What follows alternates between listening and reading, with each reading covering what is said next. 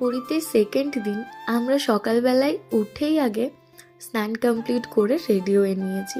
আর এখন বেরিয়ে অটো ধরবো, কারণ আমরা এখন যাব মন্দির। অটো থেকে নেমে পুটুর হাত ধরেই চলে গেছিলাম মন্দিরের সামনে।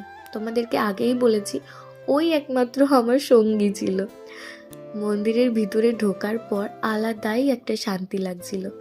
4 বছর পর এলাম আবার। ভগবান দর্শন করার পর আমরা ওখানেই ভোগ প্রসাদ খেয়েছিলাম। তারপর ওখান থেকে বেরিয়ে বাইরে কিছুক্ষণ বসেছিলাম, ছবিও তুলেছি। আমরা মন্দিরে গেছিলাম সকালবেলা, আর আমাদের বেরোতে বেরোতে অনেকটাই দুপুর হয়ে গেছিল, প্রায় ধরতে গেলে বিকেল। বেরোনোর সময় ওখানে হনুমানজির মন্দির আছে, সেটাও দর্শন করলাম। তারপর আমরা চলে এসেছিলাম হোটেল রুমে। একটু রেস্ট নিয়ে কফি খেয়ে সন্ধ্যাবেলা বেরিয়েছিলাম টুকটাক একটু জিনিসপত্র কিনতে। তারপর সমুদ্রের ধারেই বসেছিলাম, সবাই মিলে কিছুক্ষণ গল্প করলাম। আর সেই সুযোগে আমার পুটু ওখানে বালি নিয়ে খেলা করছিল।